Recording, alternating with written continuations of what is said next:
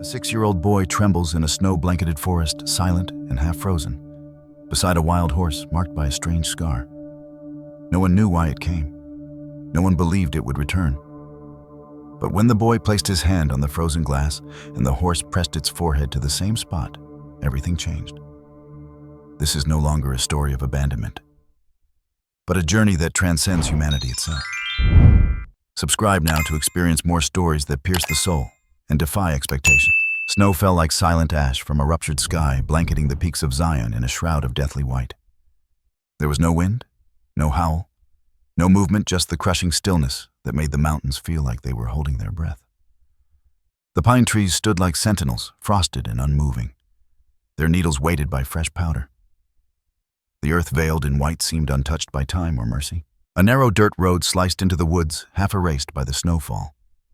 At its crooked dead end sat a battered RV, its white paint oxidized into flaking rust, a dying skeleton swallowed by the encroaching forest. The engine hadn't run in weeks. The tires were bald and cracked. The windows duct-taped and fogged with grime barely kept the cold out. Snow whispered down onto the metal roof, building a slow, quiet tomb. Inside the RV, the air was cold enough to burn your breath. Eli sat on the bench seat by the window, curled in an oversized flannel shirt that had once belonged to someone much larger, maybe his mother, maybe no one at all. He had tucked his knees to his chest. His fingers trembled as they scratched across the misted glass. With a cracked nail in the edge of his knuckle, he traced the outline of a horse. Not just any horse, a black one, wild fast, with a tail that turned into flames and hooves that left no prints. His version of a ghost. Or maybe a guardian. He didn't know the word for it yet, but he felt the thing clearly. He drew it again and again. Same shape, same mane, same fierce eyes. Behind him, in the far end of the RV, music blared from a half-broken Bluetooth speaker. Some 80s hair metal distorted and too loud for the claustrophobic space. The kind of music that never stopped shouting, even when no one was listening. Gary slumped in the swivel chair, beer can dangling from his fingers. His head lolled against the wall, bloodshot eyes open but not really seeing. The space between him and Eli might as well have been an ocean. He hadn't spoken to the boy in hours, maybe more. The only words lately were commands. Don't touch that. Get out of my way. Shut the damn door. Eli had learned to stay silent, still invisible. The man's other hand was twitching near a nearly empty bottle of pills. The label was faded prescription, long since expired. Gary's lips curled every so often, like he was talking to ghosts or just arguing with himself. His skin looked dry and gray, like something left too long in the sun and then forgotten. Outside, the snow thickened. The metal skin of the RV groaned as temperatures dropped. The cheap insulation gave up. Every breath Eli exhaled came out white and slow. Still, he didn't move away from the window. He stared at the shape of the horse he had drawn, watching it fade and frost again. Somewhere out in the white, a wolf howled. Eli flinched. Gary stirred, grunted. Something reached blindly for the bottle and knocked it over. The pills rattled across the cracked linoleum floor. None of them were caught. He sat up with a groan, wiped his face with the sleeve of his flannel, and finally looked at Eli. You eat today, he muttered.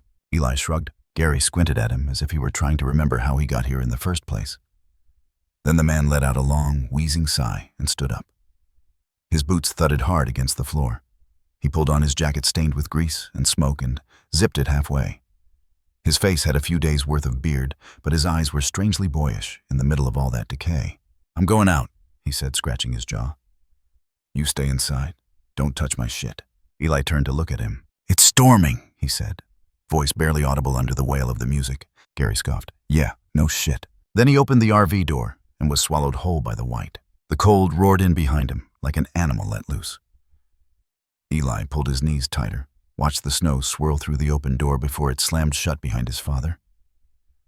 The noise echoed inside like a slap. Eli waited. 1 minute, then 2, then 10. The music kept playing, stupid and triumphant. Eli reached for the speaker and turned it off. Silence returned. He slid off the bench, bare feet hitting the cold linoleum. The floor sent chills up his legs. He walked slowly toward the kitchenette, where a single loaf of stale bread sat on the counter. He took one slice, chewed it dry, eyes fixed on the door like it might open at any moment. But it didn't. He tried not to look worried. Instead, he went back to the window, rubbed it clear again with his sleeve. The horse had faded. He redrew it. Outside, the storm deepened. The trees began to sway. Wind howled through the branches. Snow came sideways now in great sweeping gusts that erased everything. The RV groaned again, this time louder, like something settling into a grave. The propane heater clicked off, fuel gone. The lights flickered, then died. Darkness took the corners of the room like spilled ink. Eli stayed at the window, watching, waiting. Still nothing. The snow was rising against the door. The cold started to hurt. He pulled the flannel tighter, tucked his chin to his chest, and rocked a little side to side. The same way he remembered being held once long ago. His fingers dug into the frayed edges of the shirt. He tried to remember a lullaby, something his mother used to hum, but the only song in his head was the one that had been blaring all afternoon. And he hated that song. A sudden gust of wind slammed against the RV, making the entire structure shudder. Somewhere outside, a branch cracked and fell thudding against the metal roof. Eli jumped. He waited another moment. Then he got up, walked to the door, laid a palm against it. Cold, not just cold metallic dead. He pulled on his father's snow boots, 5 sizes too big. Shrugged on a coat that smelled like cigarettes and engine oil. Then he stood there, one hand on the knob, the other clinging to the strap of a stuffed raccoon hanging from his shoulder like a satchel. He opened the door. Snow blew in like a living thing. It bit at his face, made his eyes sting. He blinked, stepped outside, and closed the door behind him. The world was blinding white. The RV vanished behind him after just 3 steps. The wind howled like voices. Eli walked, boots too big, pants too thin, eyes wide open. He called out, "Dad?" Nothing. Dad, still nothing. He didn't know which way Gary had gone. He didn't know where the road was anymore.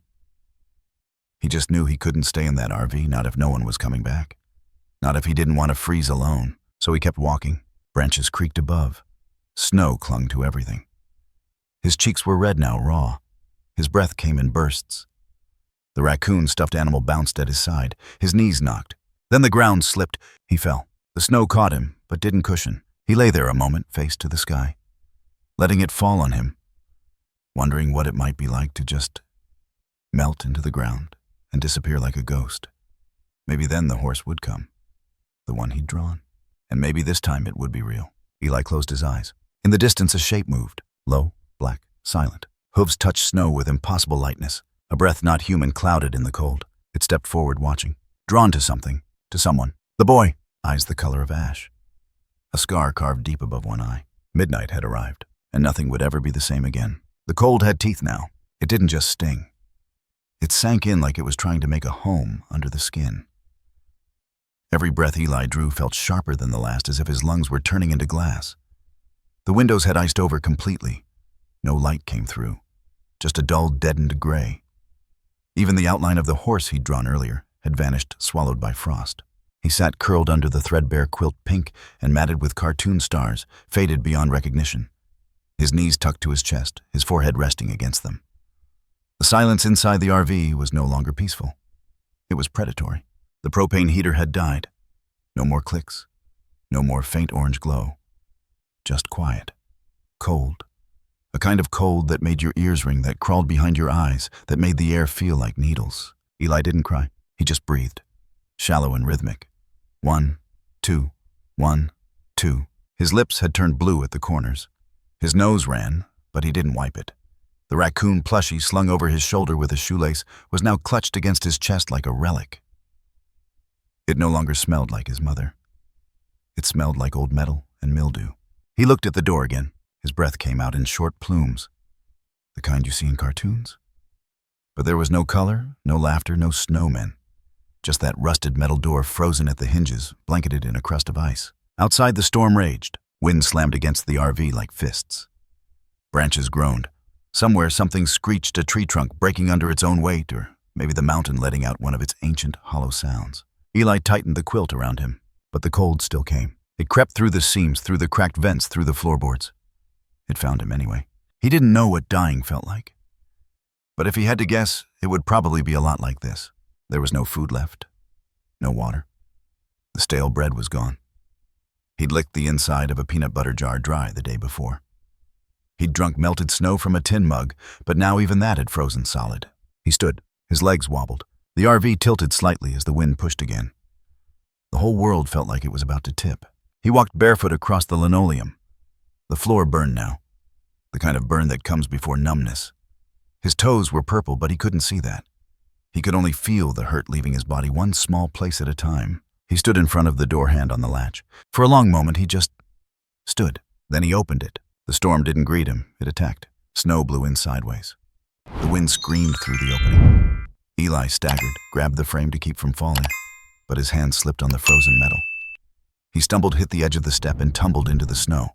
Face first, the impact drove the breath from his lungs. He didn't get up right away. Snow packed around his neck, his ears.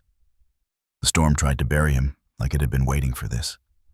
The trees, tall and ancient, loomed like indifferent gods. Everything was too big, too quiet, too white. He pushed himself up, knees, sinking into the drift. The boots he'd worn earlier were gone, left inside. His feet burned, then went numb. His fingers, blue and raw, clawed at the ice-crusted edge of the RV. He tried to stand, but the wind knocked him back down. He screamed, not a word, just sound. Just the raw, instinctive noise of a child realizing he was well and truly alone. The wind carried it away like it had been waiting to. He didn't try again. He lay on his side, body curling into a tight comma in the snow breath, coming in ragged gasps. And somewhere not far from where he fell, something hurt him. Far beyond the edge of the storm, in the jagged forest lining the canyon's edge, hooves kicked up snow. A dark shape moved between the trees, muscular, low to the ground, moving fast but silently, as though it had no weight at all. Midnight had run all night. He knew these woods. The smells, the buried paths, the warnings hidden under frost and instinct. He had once been king of this part of Zion. The fastest, the fiercest, the one the others followed without question. Until the fight, until the scar. He bore it still, a deep, twisted gash above his right eye, where another stallion had caught him mid-charge. A mark that never healed right. A mark that told the herd he was no longer perfect, no longer invincible. A weakness. They drove him out in silence. No hooves struck him as he walked away. No teeth bit his flank. The betrayal wasn't physical. It was cold. They simply turned their backs and stopped acknowledging he was there. So he ran across ridges, across dry riverbeds now buried in snow. Ran until his legs ached and his breath frothed in the air like steam. Now he walked, slow, calculated, each step cracking a thin crust of snow. His black coat glistened with ice mane, wild and torn by the wind. His eyes, sharp, unblinking, scanned the tree line ahead. There was something here, a sound, no, a feeling, a vibration that was not predator, not prey. Something smaller, quieter, something breaking. He turned his head toward the sound. There, a clearing, just beyond the ridge. He moved toward it. Eli was shivering violently now, not from cold. The body stops doing that after a while. It was a different kind of shaking. The kind that comes when the mind starts retreating. When the body is left to its own fading resources. He stared at the snow in front of his face. Not seeing shapes, just gray. His eyelashes were stiff with frost. His lips wouldn't move anymore. Then something changed. The sound, not the wind. Something else, soft, steady. Crunch, crunch, crunch. Then silence. Eli didn't lift his head, but he felt it. Warmth, faint, brief, then gone. A snort, close, gentle. He blinked. A shape appeared in the storm. Dark, towering. At first it didn't make sense. The cold had pulled too much blood from his brain. His thoughts were disjointed. The shape was wrong. Too tall to be a person. Too graceful. Then the shape moved closer. He saw eyes, gray, liquid, watching, and a scar, bright against the black fur, like lightning etched into the dark. Eli tried to speak. Nothing came out. He reached. His arm barely moved. The shape stepped back but didn't flee. Instead, it turned its head, snorted again, and lowered itself slightly. Almost inviting. Eli blinked again. His hand touched coarse fur, warm, real. Midnight stood perfectly still. His breath steamed from his nostrils, his eyes still watching, judging, deciding. Then, as gently as the storm would allow, he bent a front leg and lowered himself onto one knee. It wasn't submission. It wasn't servitude. It was invitation, a gesture not learned, not taught, just felt. Eli, with every last ounce of will he had left, pulled himself upward. He climbed, slow, awkward. Small hands gripped the coarse mane. Legs swung weakly across a broad back. Midnight stood again slowly, hooves sinking into the snow. The boy didn't weigh much, but the moment did. They stood there, horse and child statues, against a storm that didn't care who they were or where they came from. The wind screamed, the snow thickened, but Midnight turned and carried Eli toward the trees, toward something, someone, or perhaps just away from the silence that had tried to erase them both. The wind had lost its rhythm. It still howled, still battered the trees, still sent the snow in cruel sheets across the mountainside. But now it sounded distracted, as if nature itself was holding its breath, pausing to witness something strange enough to interrupt the order of things. Midnight stood a few feet from the boy. his hooves sunken into the soft snow, steam rising from his flared nostrils, every breath sharp against the air. He didn't move forward. Not yet. He simply watched. Eli lay in the snow like a dropped doll, limp, fragile, forgotten, his back curved toward the wind, face pale and half buried in the drift. His fingers twitched, but didn't lift. Breath came out in shallow coughs, barely strong enough to rise from his throat. One eye blinked open, the other slow to follow. He saw the black shape tall and still just beyond the white haze. A horse or a dream? His brain couldn't decide. The cold made everything soft, indistinct. It blurred the edges between real and imagined, between past and present. But the eyes, the horse had eyes. They were gray, not lifeless, but old, deep. The kind of eyes that saw not just what was in front of them, but everything beneath the surface. Eyes that didn't flinch. They held his gaze. Midnight did not move closer. He didn't nuzzle. He didn't stamp. He didn't make noise. He simply stood there, ears half turned, head lowered slightly. Not in submission, not in pity, but something deeper. Something like awareness. As if he understood he was looking at a creature, not that different from himself, lost, wounded, full of silence. Eli coughed again, a wet, fragile sound that bent him in half. His chest rattled. The movement broke the snow around him. His fingers flexed against the powder. The horse flinched, but didn't flee. Eli's head lifted. Their eyes locked again, and something shifted. Not the storm, not the snow, not the world. Inside the boy, like a wire snapping, a tiny thread pulled loose. For the first time since his father had vanished, since the cold had crept beneath his skin, Eli felt something besides the weight of emptiness. It wasn't relief. It wasn't even hope. It was recognition. Not of the horse, but of the moment, like he'd been waiting for it.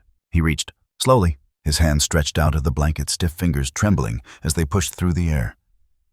Toward the creature. Toward the heat. Midnight didn't move until the boy was close. Then he stepped back. Just one step, almost cautious, almost like fear. But he didn't turn away. Eli's hand froze in midair. The breath he let out came with effort. His head dropped, and suddenly, memory. Not from the snow, not from the cold, from somewhere deeper. From the sound of soup bubbling on a stove. The weight of a blanket tucked just right. The smell of soap and oranges. And a voice, clear, soft, made of everything warm. If an animal ever looks at you like it knows you're hurting, baby, like it knows exactly where it's not just a creature. It's a gift. Don't turn away from that. His mother's voice, long gone, never gone. He saw her now, blurry and soft, sitting by the window of their old apartment. Her hair up in a messy knot, a book on her lap, her eyes looking past the pages, past the walls into him, like she knew something he hadn't yet discovered. If it sees you, she'd said, don't run. The memory cracked open, something raw. Eli's fingers moved again, not begging, not reaching, inviting. This time he didn't try to touch. He simply opened his palm. Midnight didn't move. The storm raged. The boy waited. And the horse stepped forward. One step. Two. Snow crunched beneath his hooves like fragile bone. He stopped again. Closer now. Close enough that the heat from his body began to push back the cold around Eli. Close enough that his breath hit the boy's face like mist. Still Eli didn't reach. He let the silence stretch between them. Not awkward. Sacred. He blinked. Midnight blinked. A gust of wind slammed into them both. Eli flinched, but the horse didn't. Midnight held firm. The boy closed his eyes. When he opened them again, something in him had shifted. He no longer looked frozen. Just tired, exhausted from pretending not to care. And now he didn't care who saw. He reached forward again. And this time, when his hand brushed against the horse's leg, Midnight didn't step back. His coat was wet, coarse, alive. Eli let his hand rest there just for a second. It was the first warm thing he'd touched in what felt like a lifetime. Tears didn't fall. He was too dry. But his breath hitched, and his fingers curled around the fur. Midnight lowered his head. The scar above his eye glistened, catching the faintest light like silver. The boy stared at it. Didn't flinch. Didn't judge. He understood scars. The ones you wear. The ones you carry. The ones no one else sees. Midnight shifted his weight. Snow flared up beneath his hooves. Then he bent slightly, just enough to lower his body. Eli blinked. Then he moved. Not because he knew what to do, but because he had no choice. Because instinct had taken over. Because somewhere in his bones, something told him, don't let go of this. He gripped the horse's mane. Pulled. Slipped. His body was too weak. He fell against Midnight's side. Slid halfway down. But the horse didn't move. Didn't step away. Didn't shake him off. He waited. Let the boy try again. Eli dug his fingers into the coarse black strands, kicked his legs weakly, fought for balance with what little strength remained. His knee found a place to rest behind Midnight's shoulder. His other leg trembled in the snow, trying to push upward. It took everything he had. It took every ounce of fight the cold hadn't stolen. And somehow he made it. He straddled the horse's back hands, clenched in the main chest, heaving from the effort. His head rested against Midnight's neck. He didn't speak, didn't whisper thanks, just held on. Midnight straightened slowly, and together they stood, boy and beast, silent, fused, survivors. The storm hissed, but neither of them heard it. Midnight took one step forward. Eli's fingers gripped tighter. A tremble passed through his body, part fear, part awe. Then the horse took another step, and another. The snow parted around them like it had been waiting, as if the mountain itself had agreed this moment mattered. They moved slowly. No urgency, no destination, just away from the place where the cold had tried to finish what Gary had started. And as they walked, Eli's eyes drifted shut. His face pressed against the warmth of the creature who had found him, seen him, waited for him. The storm swallowed their trail. But the boy left something behind in that drift, the shape of his small hand still open, where it had first touched something real. Snow whispered like an ancient lullaby, soft but merciless, burying every trace of what had come before. The storm had no face now, only breath-long exhalations of wind dragging through the canyons of Zion, turning pines into trembling silhouettes. Midnight moved forward one hoof at a time, his steps carving a solemn rhythm through the powder. Each stride broke a crust of snow, sank into cold earth, and lifted again with a shudder. His coat, once sleek, was now matted with frost. Steam billowed from his flanks, swirling behind him like the smoke of some sacred beast making its way through a forgotten world. Across his back, draped like a worn-out flag, Eli lay still. The boy didn't speak, didn't cry. He was past language now, past panic, past fear. His cheek rested on the horse's neck. Lips parted just enough to breathe. His arms hung loosely, fingertips barely curled into Midnight's mane, not holding on so much as surrendering to whatever force had carried him this far. They moved through a narrow corridor of fir trees, the branches heavy with snow sagging like grieving arms. Above them the sky was low and gray. The sun had long disappeared. Midnight paused only once to sniff the air. Then he turned left deliberately into deeper snow, choosing the harder path with strange purpose. Miles away, Rosa Navarro squinted into the wind. She adjusted the scarf wrapped tightly around her face, tucked her thermal gloves higher into her sleeves, and killed the engine of the snowmobile. The sudden quiet felt loud, even with the wind. She listened. No birds, no branches creaking, no life. Except she stepped forward, scanning the landscape, her boots crunching across a drift. And there it was, barely visible. A trail. She crouched, touched the snow. A hoof print, large, deep, not elk, not mule deer. She brushed gently with her glove, wide, rounded. Definitely horse. Her brow furrowed. She stood slowly, followed the line. A few feet away, another sign. A narrow, jagged groove beside the hoof prints. Uneven. Disjointed. Like something or someone being dragged. Her chest tightened. She followed. Midnight moved down the slope now, choosing a ravine flanked by rock and snow-coated shrubs. His pace never quickened, never slowed. He was carrying more than weight. He was carrying silence. The kind that held breath. The kind that followed pain. The boy coughed. A wet, broken sound. Midnight's ear flicked back. But he didn't stop. Eli blinked, eyes heavy. His vision blurred, then focused again. He saw the frost on the horse's neck. Felt the warmth beneath. Warm, he whispered, or maybe just thought. He shifted slightly. One hand slid along Midnight's mane, weak fingers knotting into the coarse hair. He closed his eyes again. Rosa reached the edge of a slope and scanned with her binoculars. Then she saw them. Movement. Far ahead, cutting through the snow like a wound. A black horse. No rider, at least not upright. A shape lay across its back. Her stomach dropped. She reached for her radio. Unit 7 to base. I have eyes on a child, maybe 6, unresponsive, riding bareback on a black horse. Moving northwest. Request immediate medevac. I'm on foot. Static. No response. Damn storm. She strapped the radio back and moved fast, descending the slope, her breath sharp in her chest. The storm shifted direction. Midnight climbed a small hill, now legs shaking slightly with effort. Snow whipped harder. Visibility shrank. Eli stirred again. Mom! A whisper into wind. Midnight pressed on. At the top of the ridge, they paused. Below, nestled between trees, was a ranger station. Light, not firelight. Electric. Faint flickering through the snowfall, but real. Midnight stepped down the hill toward it. Slow, sure. Each step a declaration. We're not done yet. Rosa burst through the trees. She was 30 yards behind now. She saw the black horse emerge from the ridge, descending slowly. The boy on its back looked lifeless. Hey, she called out. Midnight stopped. He turned his head slightly, watched her. Rosa slowed. I'm here to help. Midnight didn't move. Rosa approached with caution. Hands open, voice calm. You did good, boy, she said gently. But let me take him now. Let me help.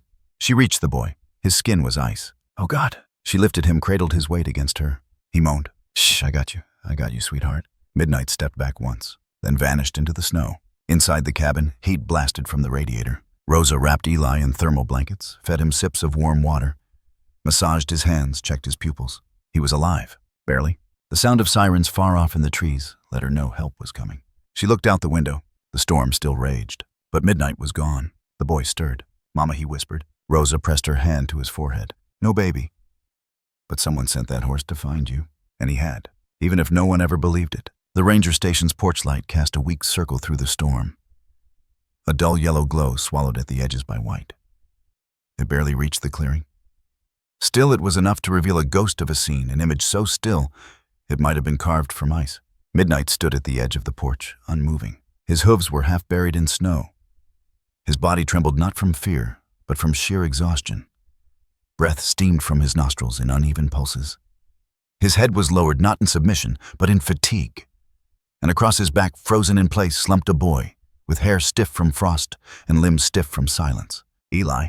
He hadn't moved in minutes. Inside the station, Rosa glanced up from the radio when the motion sensor clicked. She moved fast, opened the door, stepped out into the wind, took 2 steps, and stopped. The sight arrested something inside her. Her instinct, the one that had brought her through fires, floods, and 14 years of search and rescue, screamed one word. Now. She ran. Her boots cracked across the porch, down the steps over the snow.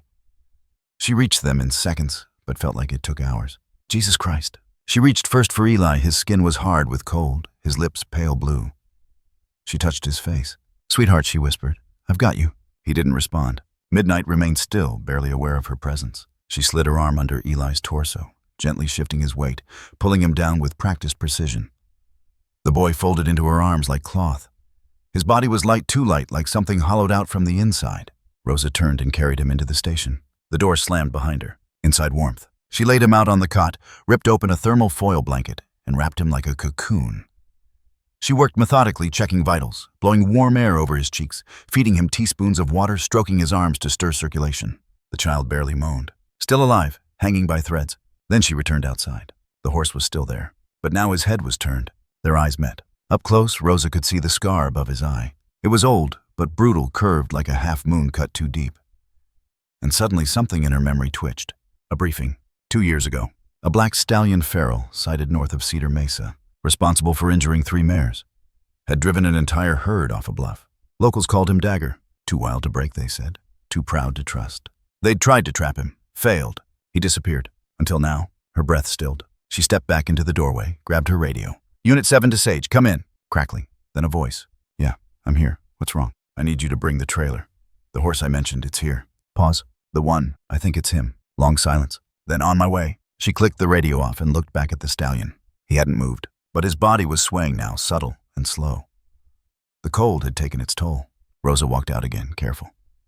No sudden moves. She reached his side, touched him gently near the flank. He didn't flinch. His skin was hot, burning under the snow. Fever. She moved closer. Saw a shallow gash along his shoulder, frozen blood-clumped hair. Possibly from a branch, maybe ice. Instinct told her what to do. Her hands moved, gently gloved fingers, brushing snow from his side, checking pulse at the neck, whispering soft things in Spanish, out of habit. "No te muevas, guapo. Ya está." She looked into his eyes again. Not wild, not tame, something else. Something broken and rebuilt. And then she saw it, what she hadn't seen before, not clearly. The way he looked at the door.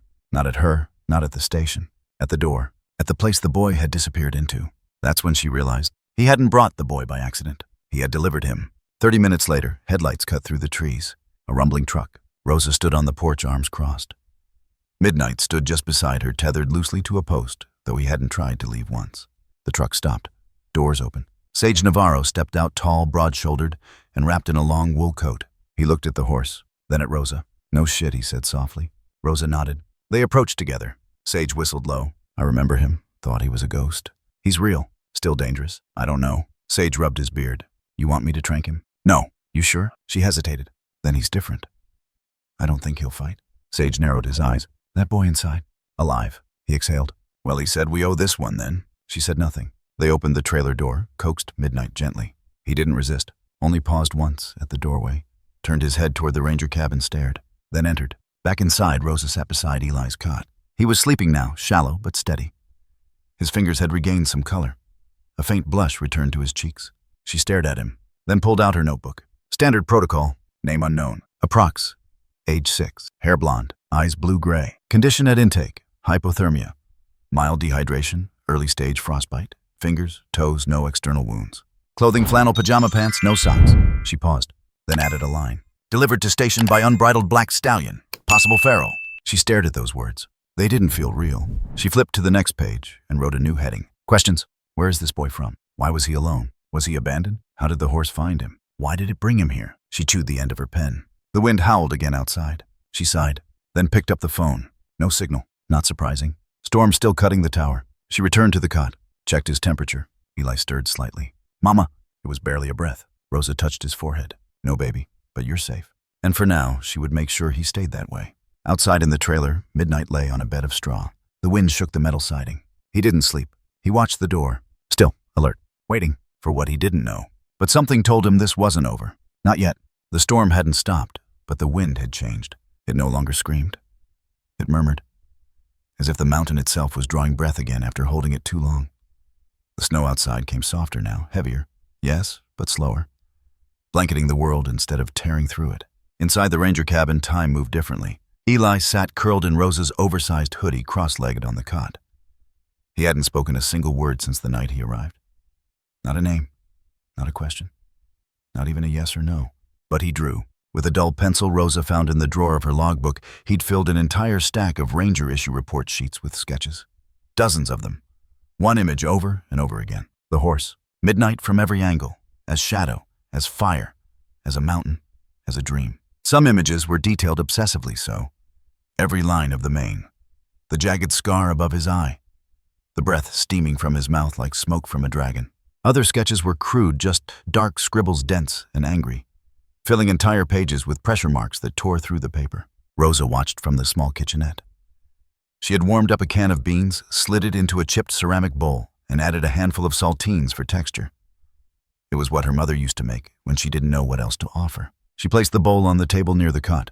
Food, she said softly. Eli didn't look up, didn't nod, but after a moment, he set the pencil down, reached for a cracker, and nibbled on the edge like a nervous animal. It was the most movement she'd seen from him in hours. Later, Rosa tried gently. What's your name, honey? Nothing. Do you remember where you live? Nothing. You like to draw, huh? Eli's hand twitched. He reached for the pencil again. Started another horse, a new angle. This one had wings. Rosa leaned back in her chair, arms folded, watching him through the steam rising from her coffee. He wasn't scared of the horse. That much was obvious. Wasn't scared of their cabin, or the dark, or the storm. But when she'd accidentally dropped a mug earlier that morning, shattering it against the counter, he had flinched so violently he nearly fell off the cot, hands over his head, knees pulled in tight, breath gone. It hadn't been a child's startle. It had been a trained reflex. He didn't fear storms. He feared people. No, he feared eyes. Every time she looked directly at him, tried to make contact, his gaze would dart away like a trapped animal. As if there was something in her face he couldn't risk seeing, or something he thought she might see in him. That afternoon, Sage returned with feed for the horse and an extra generator. The station's lights had begun to flicker. Rosa met him outside, bundled in 2 jackets, breath fogging in the air. He say anything, Sage asked. She shook her head. Sage looked toward the trailer where Midnight stood calmly behind the slatted door. The horse hadn't made a sound since being brought in. You know, Sage said we got room at the res shelter. It's not much, but they've got beds. Counselors. Rosa didn't answer. You keep him here, you're liable. I know. We don't know who he is, Ro. Or what he's been through. I know that too. Sage stuffed his hands into his coat pockets. You think he rode that stallion like a fairy tale? But what if it wasn't magic? What if it was trauma? What if he ran from something real bad and that horse just happened to be there? He didn't run from the horse. No. But he ran. They stood in silence. Wind brushed snow from the trees like feathers falling. You should think about calling the county, Sage added. Let them place him in a facility, somewhere with structure. Rosa watched the window. Inside, the boy was still drawing, still silent. She exhaled slowly. I'm not putting that kid in a room with white walls and fluorescent lights while the storm's still going. Sage gave a small nod. Not in agreement, just acknowledgement. You got 3 days, maybe 4 before the pass clears. After that, it's not your call anymore. Rosa nodded. I know. That night, Rosa made soup. She lit candles not out of need, but for warmth. The flicker helped soften the sharp lines of the cabin. Eli sat at the far end of the room, legs tucked beneath him. One of Rosa's flannel shirts swallowed around his tiny frame. He was wrapped in blankets again, but not hiding. Rosa moved slowly, always slowly. She didn't ask more questions. She didn't call his name. Instead, she sat near the door, pulled out a sketch pad of her own, and began to draw. Badly. A clumsy stick figure, a lopsided bird, a cartoon mountain. After a while, Eli turned his head slightly. She caught it from the corner of her eye, but didn't react. She kept drawing. She smiled to herself, then whispered, "I suck at horses," and waited. Eli didn't laugh, but he drew another one. This one wasn't majestic. It was funny, with huge eyes and teeth, a kind of horse that could be in a children's book. Rosa tilted her head to see. "Hey," she said softly, "that one looks like he tells bad jokes." Eli's shoulders twitched, not quite a laugh, but the tiniest ripple of acknowledgement, and for now that was enough. In the corner of the cabin, the emergency radio crackled. Rosa stood and walked to it. Turned the dial, tried again to connect with county services. Nothing. Static. The storm still ruled the mountain. She sighed, went to the filing cabinet, pulled out a dog-eared handbook, emergency custodial protocols, tribal ranger exceptions. She found the section she was looking for. Highlighted one line. In the event of impassable conditions and unconfirmed guardian status, field custody is authorized for up to 96 hours, with incident report logged every 12. She closed the book, opened a fresh page in her notebook, and wrote, "Filed temporary emergency custody 3 days. Subject unidentified, minor approx, 6 male. Reason ongoing blizzard. Road closure. Hypothermic intake via non-standard rescue. Custodian Rosa Navarro, field ranger, Navajo Nation." Below that, she drew a thin, clean line, then added in careful handwriting, "No visible wounds. But scared of eye contact. Scared of sudden sound. Not scared of cold. Not scared of horses. Like someone who's learned which monsters are real." She stared at the words, then folded the notebook closed. Outside, the wind picked up again. But inside, the boy kept drawing, and Rosa let him. The storm softened, but the air grew colder. It was the kind of cold that didn't move. It settled. A silence so still, it felt alive. Rosa felt it pressing against the walls of the station like something unspoken watching from the trees. Inside, the kettle hissed. A light drip of melting ice tapped rhythmically against the window pane. Eli sat curled up in the corner again, back pressed against the wall, sketchpad in his lap. He wasn't drawing anymore, just staring. At the door, the one midnight had gone through. Rosa, meanwhile, sat at the old ranger desk with her laptop. Signal was spotty, but she had waited all morning for the window to open. Now it had. She logged into the Bureau's emergency child welfare database. Access was unofficial. She hadn't filed a request. No one had declared the boy in danger. No one had even confirmed who he was. But she needed to know. His eyes haunted her. Not because of what they showed, but because of what they didn't. He hadn't flinched when she'd cleaned the scratches on his legs. Hadn't reacted when the trailer door slammed. But every time she asked where he was from, his face would shut down like a switch flipped in the dark. So she typed what little she had. Male child. Approx. 6. Blonde. Blue eyes. Found in Zion backcountry. Suspected abandonment. The screen spun, then pinged. One match. Name Eli Carson. Age 6. Location. Last known, St. George, Utah. Status flagged. Active investigation for suspected domestic abuse. Child protective case pending. Rosa's stomach dropped. She opened the linked document. Photos. One was a blurry snapshot of a boy with a scraped chin holding a stuffed animal. Another a hospital intake form. Contusions, bruising, nonverbal, behavioral withdrawal. The caseworker's note read, "Subject exhibits trauma-linked silence. Possible fear of adult male figure. Removed temporarily from father's custody. Placed back due to insufficient evidence." Below that, reunified 2 months ago. And now he was here, alone, on a horse, in the middle of a storm. Rosa sat back, heart heavy. The laptop screen dimmed. She looked at Eli. He hadn't moved, still watching the door. Something unspoken sat in his small frame tense, waiting like he was preparing for something to return or disappear forever. Rosa felt a cold ache bloom in her chest. Her fingers drifted to the Navajo pendant at her throat, the shape of the wind and metal. And she remembered. She remembered standing barefoot on government tile floors, 8 years old, holding her baby brother's hand, while a woman with a clipboard told them that boarding school was for their own good. That speaking English was better. That their names would be easier this way. She remembered her mother screaming. In Navajo, words they told her to forget. Rosa had been silent too after that, for almost a year, until she met a horse that didn't care what language she spoke. Outside a crack, then another. Metal groaned. The trailer door swung open. Midnight stepped out like a shadow risen from the earth. No sound, no panic, just presence. His breath rolled out in great clouds. His flanks heaved once, then settled. He turned toward the trees, then toward the cabin, and walked. His hooves left clean prints in the snow. Not rushed, not wild, just determined. Inside the cabin, Rosa's phone buzzed weakly. 1 bar of signal. A message from Sage. Stallion's gone. How the hell did he unlatch the gate? She looked up and froze. At the window, something moved. Slowly, deliberately. A shape. Black, tall. She stood. Eli did too. Not quickly, not in fear. As if called, they both stepped toward the window. And there, midnight. His face appeared in the frost-framed glass, breath fogging it. He didn't neigh, didn't rear. He just stood there, watching, waiting. His eyes found Eli's through the glass. And Eli. The boy reached out. His hand rose slowly, palm open. He pressed it against the window pane. Midnight leaned forward and rested his head against the same spot. Two shapes, two survivors, connected by silence and the cold.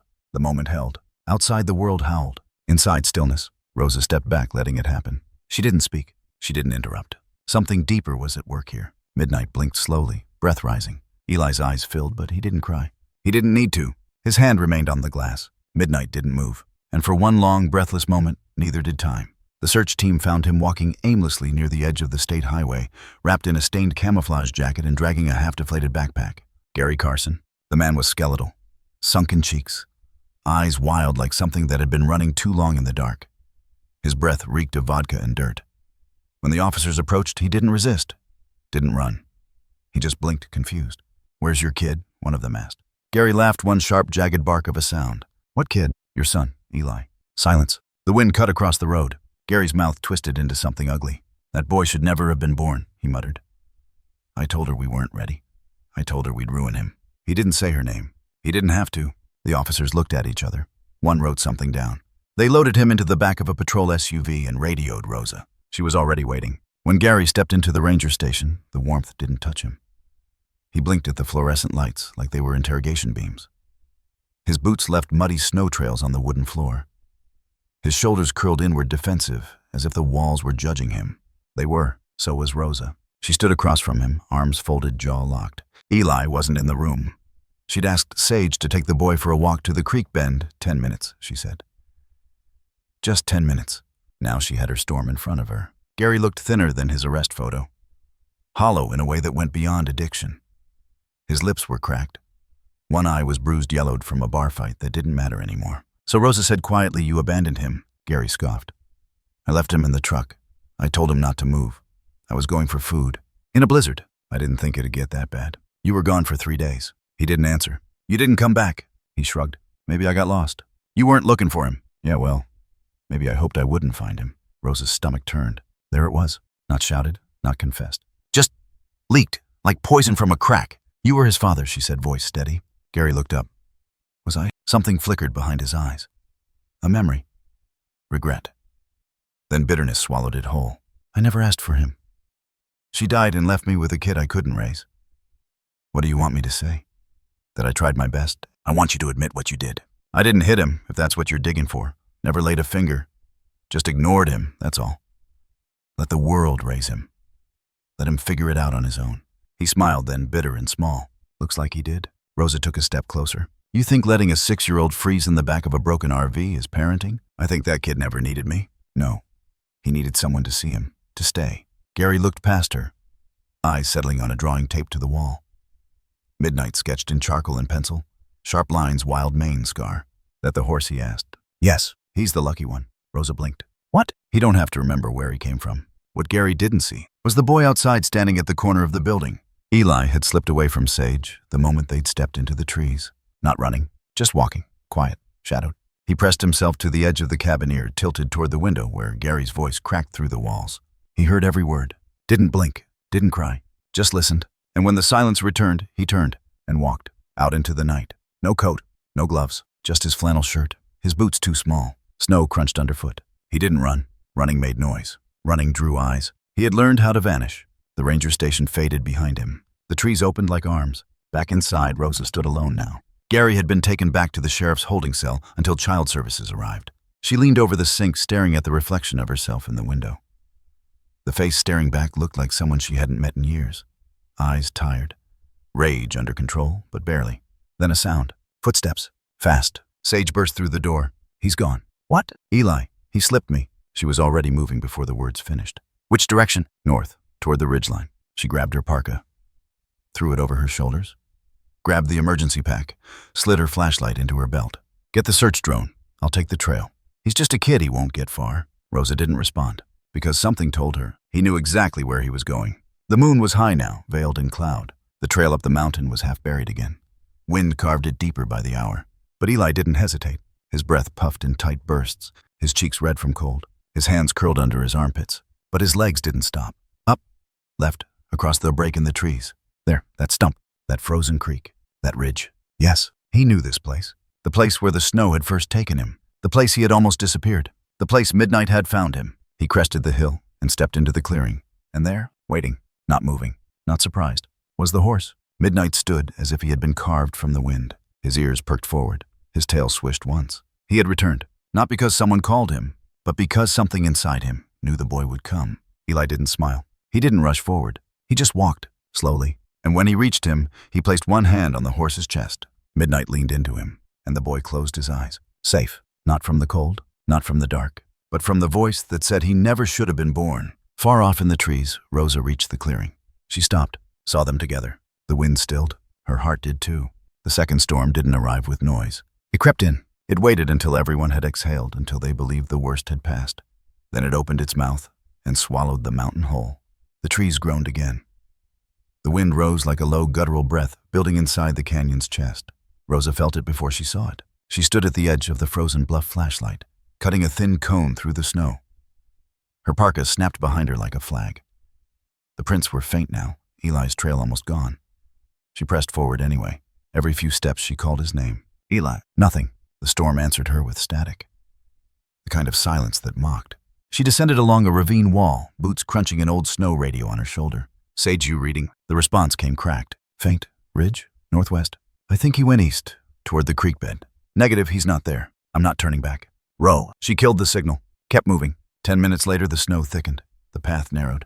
She was almost at the lower gulch, the same place she'd rescued 2 hikers the year before. Then it happened. The ground shifted. Beneath her left boot, ice, not rock. She slipped. Her body tilted back, then sideways. The slope vanished beneath her like an opened jaw. She fell fast, striking hard rock, tumbling down a jagged incline, rolling, spinning until her back slammed against a frozen log. Silence. A small moan escaped her throat. Then stillness. She couldn't move. Her right leg was twisted awkwardly beneath her. Her breath came in sharp gasps, clouding the air above her face. Snow began to fall again. Harder. At the clearing where Midnight and Eli stood, the wind shifted. The horse raised his head. Stillness. Then movement. Midnight turned abruptly, not away from the boy, but toward something distant. Sensed. Pulled. He stepped back. Eli blinked, confused. Midnight snorted, stamped once. Turned fully now, head toward the trail Rosa had taken. He began to walk, then trot, then run. Eli hesitated, then followed. Sage was checking grid line 3 when the storm picked up again. His radio cracked. Then hoofbeats. Fast. He turned and froze. Out of the storm through the pines emerged a black shape, raw, breathless, steaming. Midnight. The horse stopped within feet of him. Stared, eyes wide, then turned his head. Looked, deliberately, down the path Rosa had taken. Shit, Sage breathed. He clicked the radio. All units ping Rosa. Now. We've got a situation. No answer. He turned to Midnight. Show me, he muttered. And the horse did. Rosa faded in and out. The cold was in her lungs now, clinging to every breath. She blinked through half-frozen lashes. Saw stars, trees, and something moving. Fast, dark. And then, a shadow loomed over her. Midnight. She exhaled, pain flaring in her ribs. The stallion stomped once, then leaned close, snorting warm air across her face. She smiled. I see you too. Then she blacked out. The rescue came 20 minutes later. Eli was the first to spot her through the beam of Sage's lantern. She was curled beneath the log, one leg at a wrong angle, lips blue. Eli ran forward before Sage could stop him. He slid into the snow, reached her side, dropped to his knees. For the first time since the beginning, he made a sound, a small raw sob. Rosa, he touched her cheek, then pressed his forehead to hers. Sage arrived seconds later. Ro. She blinked just once, then smiled weakly. You brought him, she whispered. Eli wrapped both arms around her neck and cried, not the silent tears of the forgotten, but the breaking flood of a child who'd held too much for too long. She held him with one good arm and whispered, I've got you now. Above them, Midnight watched. Snow drifted down like absolution, and the storm began to die. The courtroom smelled like paper and echo. It was a quiet Wednesday morning. The storm had passed, leaving behind cracked branches, shallow drifts, and a town breathing like it had survived something bigger than weather. Gary Carson stood in front of the judge with his hands cuffed loosely at the waist. He looked smaller now. Or maybe the room looked bigger. His lawyer read from a prepared statement, abandonment, child endangerment, violation of custodial protection statutes. No bail, no mitigating evidence. The judge nodded slowly. Set the date, signed the paper. Gary never said a word. Later that afternoon, Rosa received a call from the county caseworker. Eli's eligible to make a statement, the woman said gently. Or to request a no-contact order. He's also allowed to ask to see him. Supervised. One time. It's his right emotionally. Rosa looked across the cabin. Eli was sitting on the floor sketching again. Midnight. But this time, the horse had wings, and the boy on his back was flying. She waited until the sun dipped low and the world went blue. Eli, she said quietly, "There's something I need to ask you." He looked up. "I can say no," she added. "You don't ever have to see him again." Eli blinked. Then he nodded. Just once, not out of obedience, not fear. It was something else. Like pulling a splinter. The visitation room was windowless. 2 plastic chairs. 1 metal table bolted to the floor. A pane of reinforced glass on the far wall.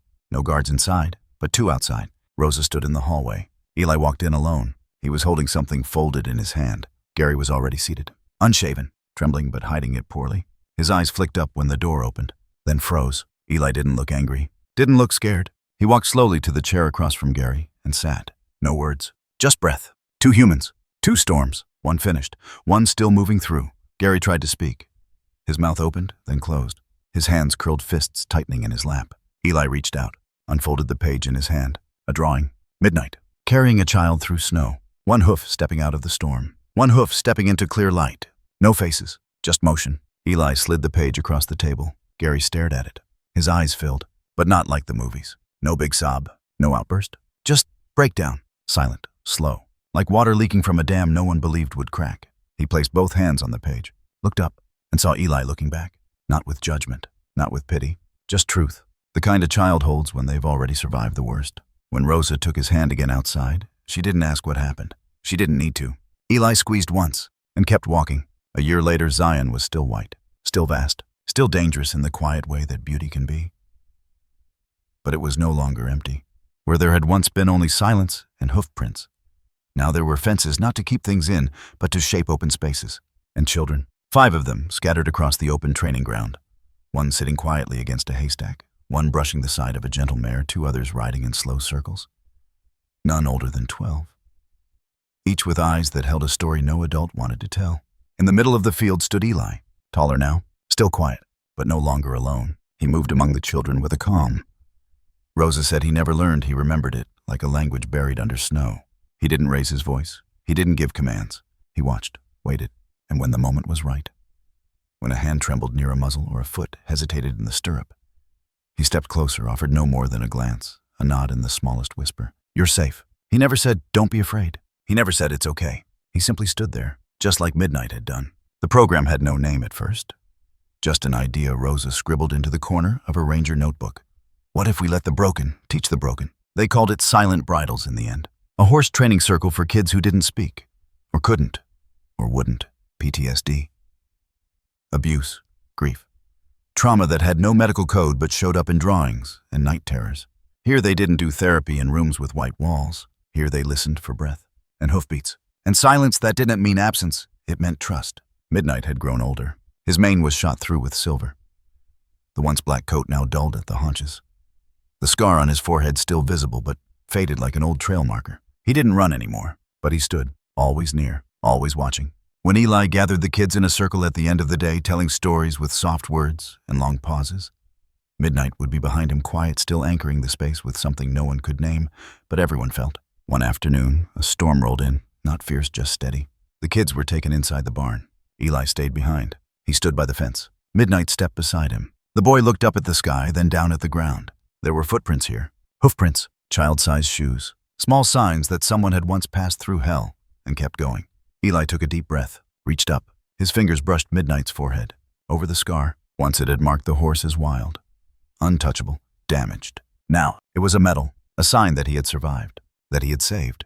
Eli pressed his palm over it. Then leaned in, resting his head gently against Midnight's. No words. Just wind. And the sound of laughter from the barn. The camera pulls back. Wide. Wider. Zion stretches beneath a pale sky. Snow still falls. But now footprints cross each path. Laughter echoes off the trees. And in the heart of the valley, where once a boy lay half frozen in the snow, now stands a barn lit from within. There are no endings here, only beginnings carved from scars. And every hoofprint left behind is no longer alone.